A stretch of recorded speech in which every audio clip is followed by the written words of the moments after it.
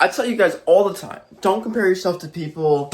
Don't listen to the outside world if someone's got something better and then you decide to kind of like want to get something better too. But here I am with this video because I'm telling you, I am falling guilty of that. I'm trying to shut this freaking thing off if I can. Alright, maybe it won't. Gotta unplug it. We're back with the car situation. This is like legitimate real life. I wish it was fake, but it's not. So we all know this is my car. It's fully paid off. It's a 2015 435 full bolt-on. Sounds great. Performs amazing. Everything. Nothing's wrong with it. Could have used maybe a new starter here soon. Probably. And I only know that because I think it's starting to go on the hiccups with the startups. But, you know, it's a maintenance thing. It's a 10-year-old car. Here's my thought process on this. I literally am selling this for $23,000. I'm trying to get as close to that as possible. I know it's an N55 engine. It's from 2015. MSRP and Kelley Blue Book is like between $11,000 and $15,000. I've modded this thing. I've put $36,000 in total with this thing, and it's beautiful. But I really want that B58 because I want that reliable power. And eventually, if I want to go big boost, then, you know, I'd need that. But either way, at that point, even if I were to do big boost, I would need to get a new transmission, all that stuff. So it's like, as of this point, I'm falling guilty of the outside world. I'm selling this because I want to be able to push reliable power and just get a whole different build and just start building from scratch.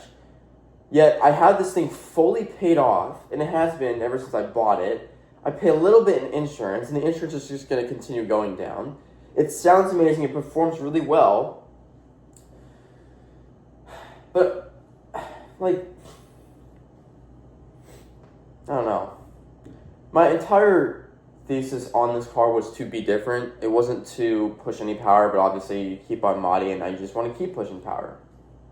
I don't know, dude.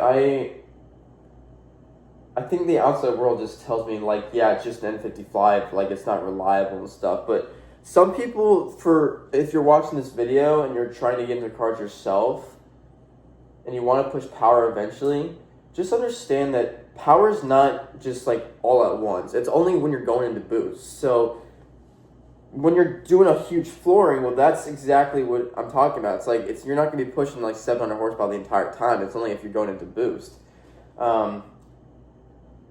But, you know, for the amount of money that it would cost to make this thing go like 520 would be kind of unrealistic versus if I put that $10,000 to a B58, I know it's going to go to about 600 horsepower, no problem.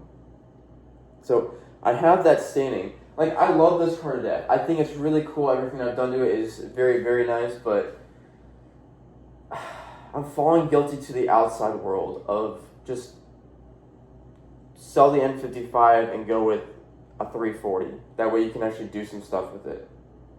I mean, what everyone has to understand when watching this video is that this car, if I wanted to push more power, would need a new engine. Okay? But it will also need a new transmission because the transmission is stock, right?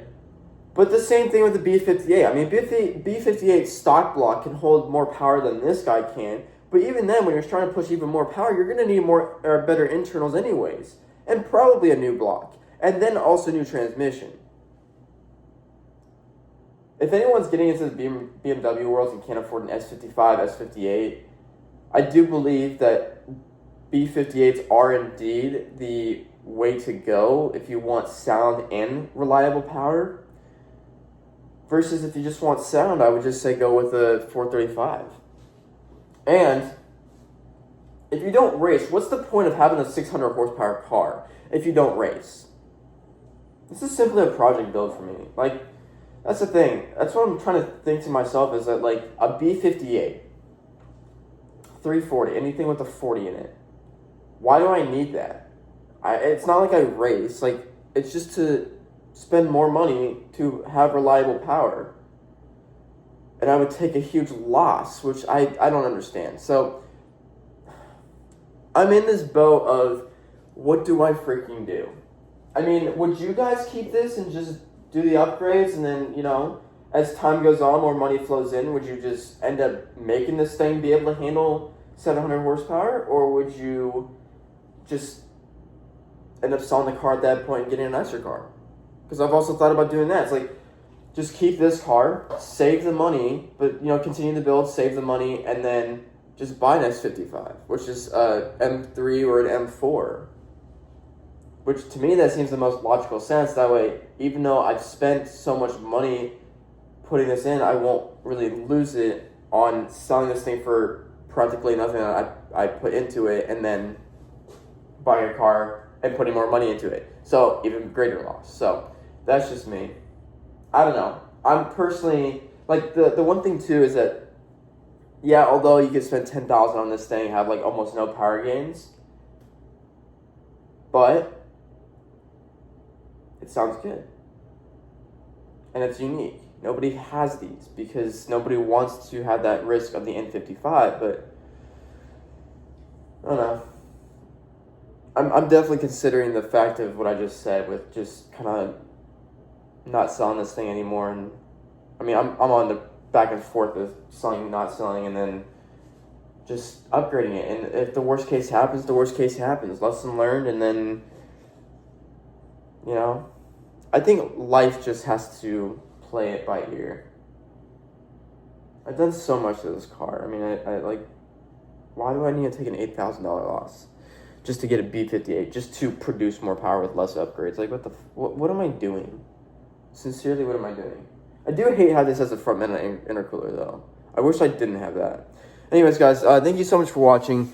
If you're in this, like, car community, just let me know, because I'm curious to see what your ideas are with the B58s versus the N55s. And you just go from there. So, thank you all so much for watching.